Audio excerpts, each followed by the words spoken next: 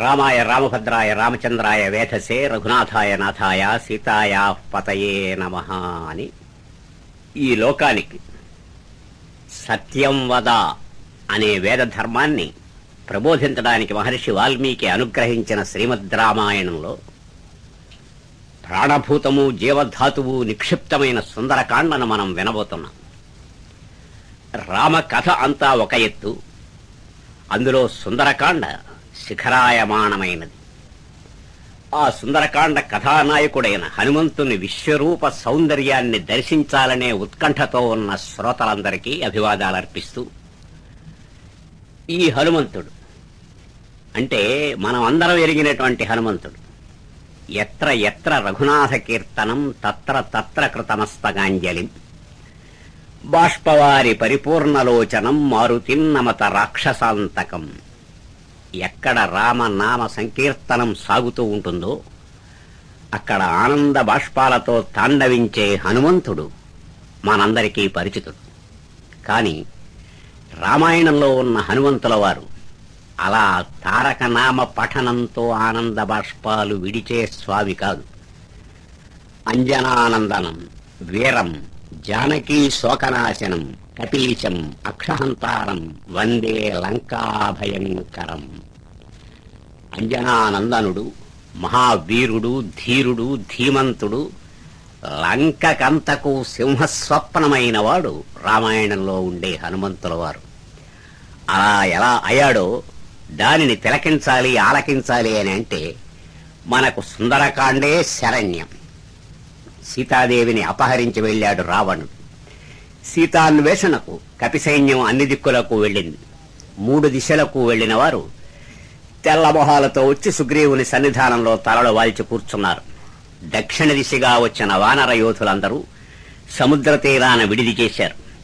ఎవడి శతయోజన విస్తీర్ణమైన సముద్రం దాటగలవాడు అని ఆలోచిస్తూ ఎవరికి వారే తలలు వాలుస్తున్న సమయంలో జాంబవంతుడు లేచి, నాయనా అంజనానందన, వాయుసూతి, నీ వల్లనయ్యా ఈ కార్యం జరగవలసింది. చిన్ననాడే సూర్యమండలానికి ఎగిరిన మహావీరుడివయ్యా అని అంటుంటే హనుమంతుల వారు శరీరాన్ని పెంచుతూ దగ్గరగా వచ్చి, తాత నువ్వు ఆశీర్వదించి అనుగ్రహించినట్లయితే ఈ శతయోజన విస్తీర్ణమైన మకరాలయాన్ని దాటి రాగలను అంటే సంతోషంతో తాత జాంబవంతుడు, నాయనా క్షేమంగా వెళ్లి లాభంగా తిరిగి రావయ్యా అని ఆశీర్వదించాడు. లేచాడు హనుమంతుడు. శ్రీ రాఘవాచారి గారిని కోరుతున్నాను. గారి గురించి పరిచయం చేయాల్సిన అవసరం లేకపోయినా కొత్తగా ఎవరైనా ఇక్కడ వచ్చిన వాళ్ళ కోసం చిరుపరిచయం. విశాలాంధ్ర ఆఫీస్ అనగానే ముందు గుర్తొచ్చేది అందరికీ రాఘవాచారి గారు. వేదవ్యాసుడు అనబడే మా నాన్నగారికి కార్ల్ మార్క్స్ అని పిలువబడే రాఘవాచారి గారి మధ్య ఉన్న అనుబంధం చాలా విచిత్రమైనది. ఇద్దరు మార్నింగ్ వాక్ నుంచి మొదలు పెట్టేవారు, రకరకాల విషయాలు చర్చ చేసుకుంటూ. ఆ రోజు నుంచి ఈ రోజు వరకు ఆయన హాజరవకుండా లేకుండా మమ్మల్ని ఆశీర్వదిస్తూ నడిపిస్తున్న రాఘవాచారి గారికి ఆహ్వానం.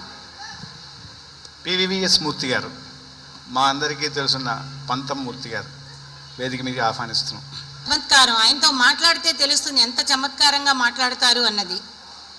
25 సంవత్సరాలు అయిపోయి మా నాన్నగారు గతించిన ఈ రోజు కూడా వాళ్ళందరూ మాతో అనుబంధాన్ని కొనసాగిస్తూ మా నాన్నే ఆ రూపంలో ఉన్నారేమో అని మాకు ధైర్యం చెప్పే పంతమూర్తి గారికి మా హృదయపూర్వక ఆహ్వానం.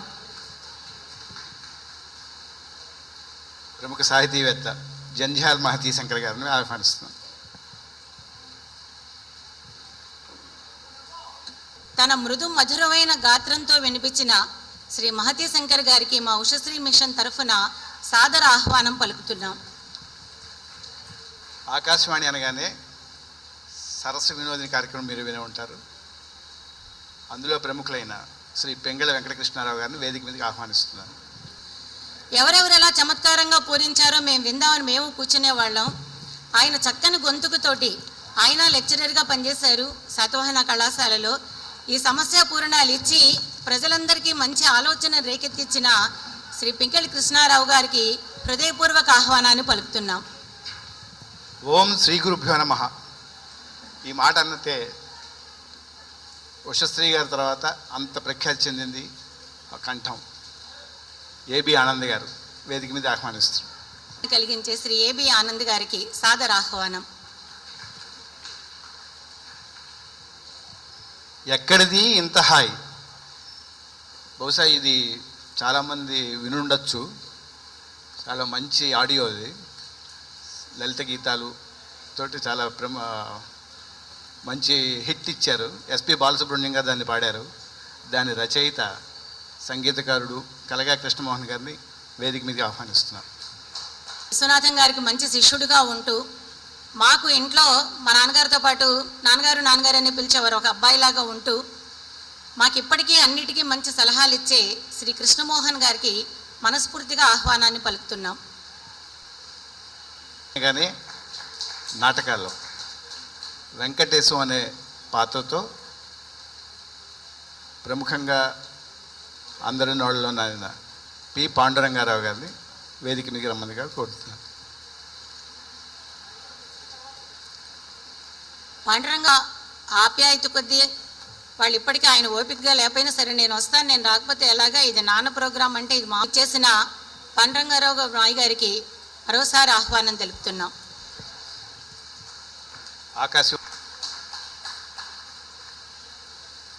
మల్లాది సూరిబాబు గారు అనగానే సంగీత పాఠాలు బాగా గుర్తొస్తాయి. కొంతకాలం మాకు నేర్పించారు. ఆయన మాయగారు అనే అంటాం మాకు అలవాటు. వీళ్ళందరినీ కూడా మాయగారు అనడమే అలవాటు మాకు. ఇప్పటికీ మల్లాది బ్రదర్స్గా పేరు పొందిన వాళ్ళు మీ అందరికీ తెలుసు.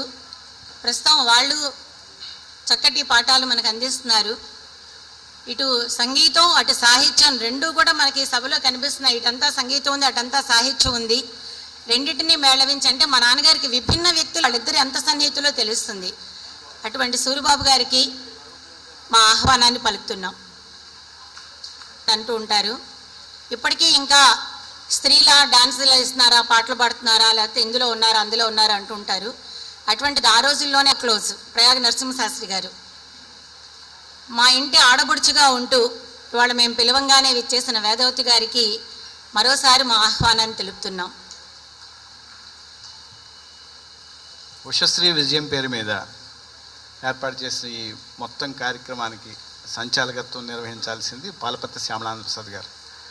ఆయనకు వేరే పరిచయం అక్కర్లేదు. వేదిక మీకు రావాల్సిందిగా ఆహ్వానిస్తున్నాను. శ్యామలానంద ప్రసాద్ గారు అనగానే అందరికి గుర్తీయగలను అని నిరూపిస్తూ కరెక్ట్గా చెప్పాలంటే మాకు ఆయన పెద్దనే కిందే లెక్క. అమ్మ అనే పలకరిస్తారు, ఎప్పటికైనా నాన్నగారిదని అంటూ ఉంటారు. ఆయన మాకన్నిటికీ వెన్నుదన్నుగా ఉన్న మా అన్నగారికి మరోసారి ఆహ్వానాన్ని తెలుపుతున్నాం.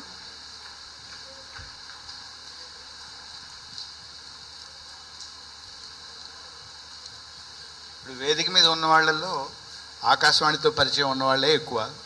వీళ్ళందరికీ తెలియని ఒక వ్యక్తి వస్తారు. వాళ్ళు ఎవరో మీరు చూస్తారు.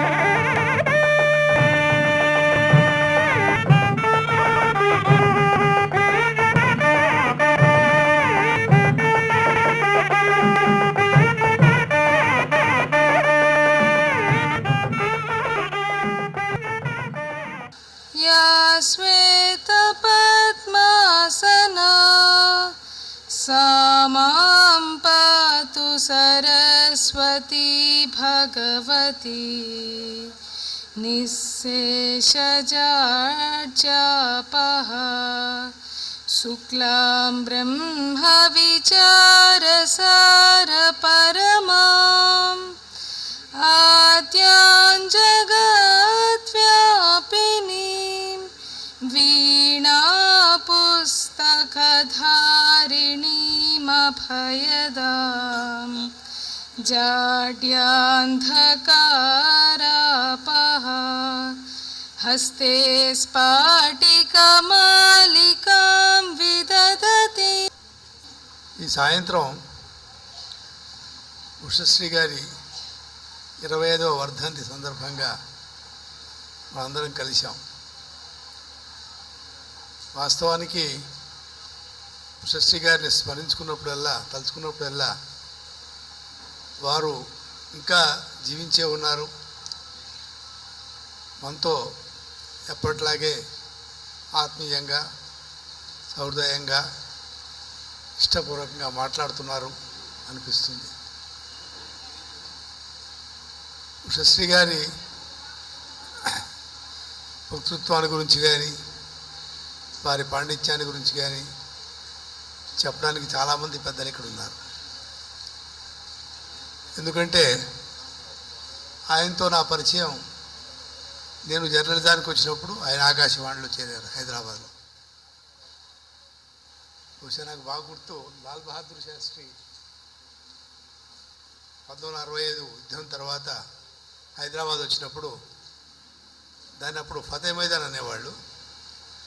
అందులో ఆయన ఉపన్యాసం చాలామంది జనం వచ్చారు. దానికి గచ్చత్ వ్యాఖ్య రన్నింగ్ కామెంటరీ చేయాలి. దానికి చాలా సమర్థత ఉండాలి. శశి గారు అప్పుడు బహుశా ఇంకా స్టాఫ్ ఆర్టిస్ట్ కాలేదనుకుంటాను, కానీ చాలా అద్భుతంగా అక్కడికి వెళ్ళలేని వాళ్ళకి ఆ సభ దృశ్యాన్ని కళ్ళకు కట్టేట్టు చూపించారు. తర్వాత మీకు తెలుసు ఆయన ఆకాశవాణిలో ఆయన ప్రసంగాలు ఎంత ప్రజాదరణ పొందినాయో చెప్పనవసరం లేదు. ఇక్కడ ఉన్నారు ఏవి ఆనంద్ గారు. ధర్మ సందేహాల్లో సందేహం వినది, సమాధానాలు ఆయనవి. సంతోషించేవాళ్ళు శ్రోతలు. ఈ రకంగా ఆకాశవాణికి ప్రజలకి ఇప్పుడు ఇంటింటా వాణి అని జరుగుతుంది, అది చాలా అనుబంధం ఏర్పడింది. నాకు ఆయనలో కనిపించే కొన్ని లక్షణాలు చాలా ఆకట్టుకున్నాయి. ఈ ఊళ్ళో మేము దాదాపు ఒక 20 ఏళ్ళు తిరుగుతుండేవాళ్ళం. ఏలూరు రోడ్డు, బందర్ రోడ్డు, సాయంత్రం పూట పొద్దున్న మేము దగ్గర అయిన తర్వాత ఇంకా ఎక్కువ తిరిగేవాళ్ళం. నవోదయ రామ్మోహన్ రావు అంటుండేవారు, ఏమిటి ఉత్తర దక్షిణ ధ్రువాలు కలిసి తిరుగుతున్నాయని. అంటే ఆకర్షణ శక్తి భిన్నత్వ మధ్య ఉంటుంది. ఒకరుంటే ఏముంటుంది, like poles do not repel, unlike poles attract. ఇట్లా వెళ్ళాం. సరే, ఆయన కుటుంబంతో చాలా ఆత్మీయమైన అనుబంధం ఉంది. వాళ్ళ అమ్మాయిలు, అల్లుళ్ళు, అలాగే వచ్చిన వాళ్ళకి ఒక క్రమశిక్షణ ఉంటుంది, ఎంతసేపు చెప్పినా వింటారు. కాలేజీల్లో అది సాధ్యం కాదు. అందువల్ల ఆయన అక్కడ గడుస్తానం, వ్యంగ్యం, అధిక్షేపం, అన్నిటికన్నా ఎక్కువ కథ